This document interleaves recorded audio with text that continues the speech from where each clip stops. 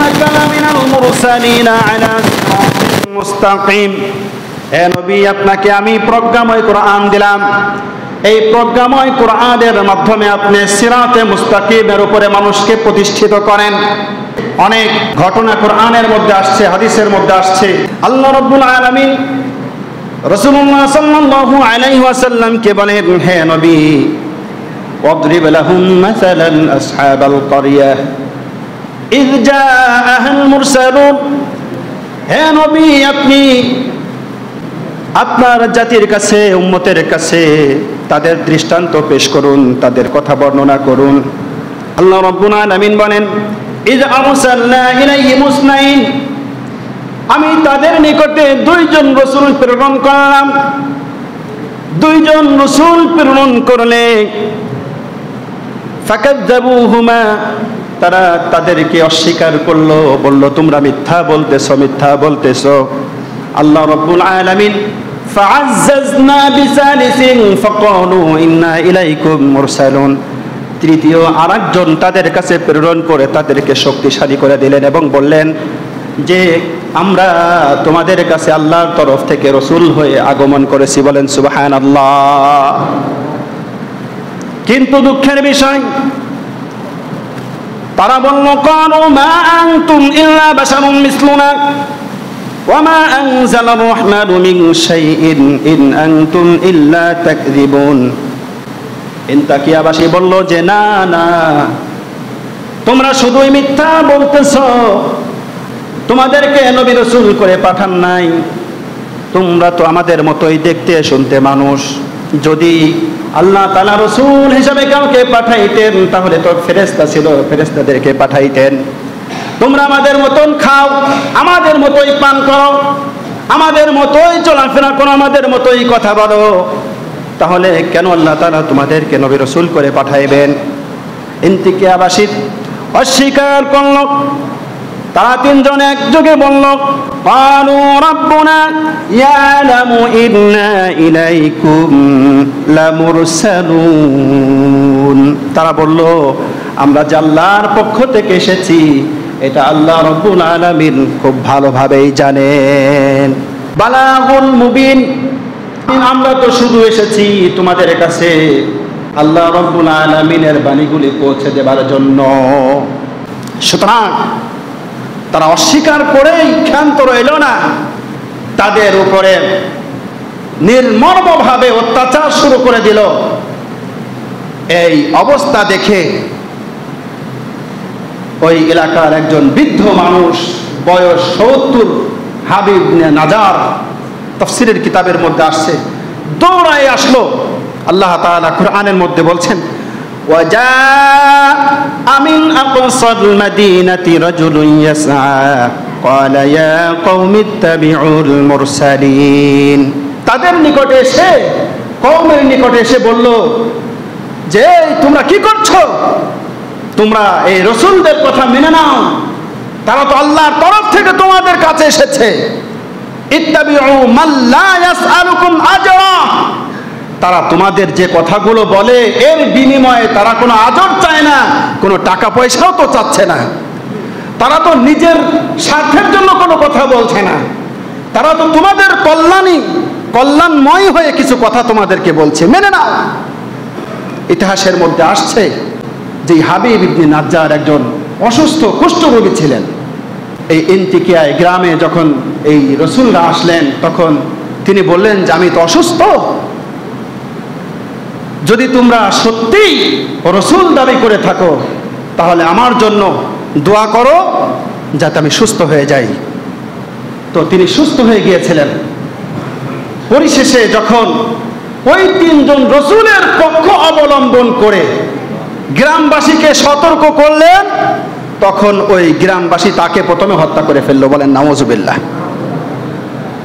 প্রথমে তাকেই হত্যা করলো। বর্তমান সময়েও যারা সঠিক কথা বলে, হক কথা বলে, তাদের পক্ষে যারা কথা বলতে যায় তাদের উপরেও আঘাত আসে। আসে কি আসে না? আল্লাহ সুবহানাহু ওয়া তাআলা বলছেন যে ইতিহাসগুলো স্মরণ রাখো যে প্রত্যেক যুগে যুগে আমি মানুষদেরকে যখন সঠিক পথ দেখানোর জন্য, মানুষদের সতর্ক করবার জন্য নবী রাসূলকে পাঠাইছিলাম, ওই যুগের ওই কওমের মানুষেরা সেই সত্যবাদী মানুষদের সাথে কিরূপ আচরণ করেছিল। নবী রাসূলদের উপরে এমন রকমের জুলুম করেছে যে তাদের উপরে জুলুম নির্যাতন করতে করতে করতে করতে অসংখ্য নবী রাসূলদেরকে পৃথিবী থেকেই বিদায় করে দিয়েছে, নাউযুবিল্লাহ। অসংখ্য নবী রাসূলদেরকে হত্যা করেছে। আল্লাহ রাব্বুল আলামিন বলেন যে আমি যে দিন দিয়ে হে নবী আপনাকে এই পৃথিবীবাসীর কাছে পাঠাইছি, এই দিন আপনি মানুষদেরকে শিখান, আপনি এই দিন মানুষদের কাছে প্রচার করুন। এই দিন সত্য দিন। ইউরিদুনা লিইউতফিউ নূরাল্লাহ বিআফওয়াহিহিম, যারা এই দিনকে মিটিয়ে দিতে চায়, মিটাইতে তো পারবে না, তারাই মিটিয়ে যাবে, ঠিক কিনা? যত বড় বড় কাফের মুশরিক এ ধরাতে এসেছে, দিন কি মিটাই দিতে পারছে না? দিন স্বগতিতেই আছে, দিন স্বগতিতেই থাকবে, তারাই মিটে যাবে। এজন্য আল্লাহ রাব্বুল আলামিন বলেন আল্লাহু মুতিম্মু নূরিহি ওয়ালাউ কারিহাল কাফিরুন, আল্লাহ তার দিনকে বিজয় করবেন আর কাফের মুশরিকরা তারাই ধ্বংস হবে। তারা যতই সেটা অপছন্দ করুক না কেন, দিনই বিজয় লাভ করবে, ঠিক কিনা ভাই? হুয়াল্লাযী আরসালা রাসূলাহু বিল হুদা ওয়া দীনিল হক লিইয়ুযহিরাহু আলাদ দীনি কুল্লিহি ওয়ালাউ কারিহাল মুশরিকুন। আল্লাহ রাব্বুল আলামিন বলেন, হে নবী, আমি আপনাকে হিদায়াত এবং দ্বীনুল হক, হক দিন দিয়ে আমি আপনাকে পাঠাইছি এবং সমস্ত দিনের উপরে আপনার দিনকে শ্রেষ্ঠ করে দিয়েছি। ওয়ালাউ কারিহাল মুশরিকুন, যদিও মুশরিকরা সেটাকে অস্বীকার করে। ইসলাম সকল দিনের শ্রেষ্ঠ দিন, ইসলাম সকল ধর্মের শ্রেষ্ঠ ধর্ম। ইসলাম যেই মানবতার শিক্ষা দিয়েছে, অন্য কোনো ধর্মের মধ্যে মানবতার সে শিক্ষা নাই। সুতরাং ইসলাম পেয়ে আমরা খুশি না বেজার? এই জন্য ইসলাম মেনে চলার চেষ্টা করব। আল্লাহ রাব্বুল আলামিন এর পরের আয়াতে কিছু শিক্ষা আমাদেরকে দিচ্ছেন। আল্লাহ রাব্বুল আলামিন বলেন, ইয়া আইয়ুহাল্লাযীনা আমানু হাল আদুল্লুকুম আলা তিজারাতিন তুনজিকুম মিন আযাবিন আলিম। হে মুমিনরা, যারা বিশ্বাস করেছো এই দিন এটা সত্য, রাসূল সত্য, তোমাদের জন্য কিছু উপহার আমি পেশ করতেছি, যদি তোমরা গ্রহণ করতে পারো তাহলে তোমরা লাভবান হবে। কি উপহার? আল্লাহ রাব্বুল আলামিন বলেন, হাল আদুল্লুকুম আলা তিজারা, এমন একটি কল্যাণময় ব্যবসার কথা কি আমি তোমাদেরকে জানাবো, যার মাধ্যমে তোমরা অত্যন্ত কঠোর আযাব থেকে বেঁচে থাকতে পারবে। আল্লাহ তাআলা বলেন, এক, তুমিনুনা বিল্লাহ, আল্লাহর উপরে বিশ্বাস স্থাপন করবে। দুই, ওয়া রাসূলিহি, এবং রাসূলের উপরে বিশ্বাস স্থাপন করবে।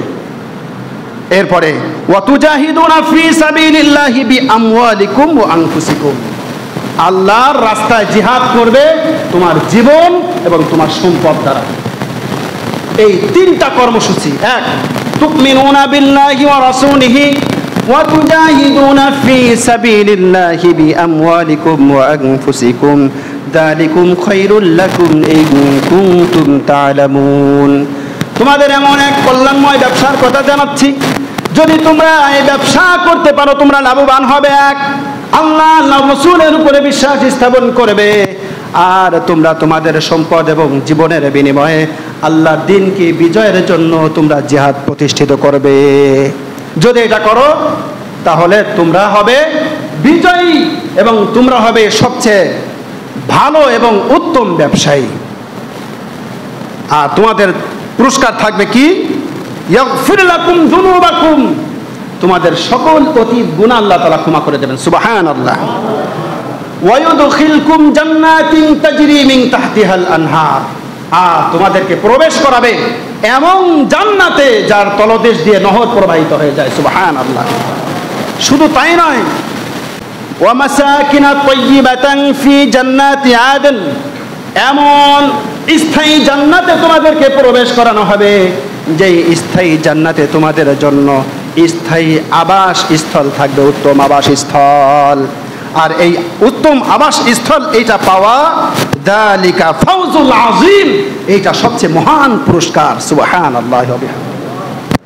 আল্লাহ সুবহানাহু ওয়া তাআলা আমাদেরকে যে নেক আমলগুলো আমরা এখান থেকে শুনলাম, এই নেক আমলগুলো যেন আমরা বেশি বেশি করতে পারি এবং আমাদের সন্তানদেরকে আমরা নেক আমলের উপরে প্রতিষ্ঠিত করে আমাদের সমাজকে আদর্শ সমাজ, আমাদের সন্তানদেরকে আদর্শ সন্তান রূপে গড়ে আমরা আল্লাহর সান্নিধ্যে যেতে পারি। আল্লাহ তাআলা আমাদের সকলকে তৌফিক দান করেন। সকলে বলি আমিন।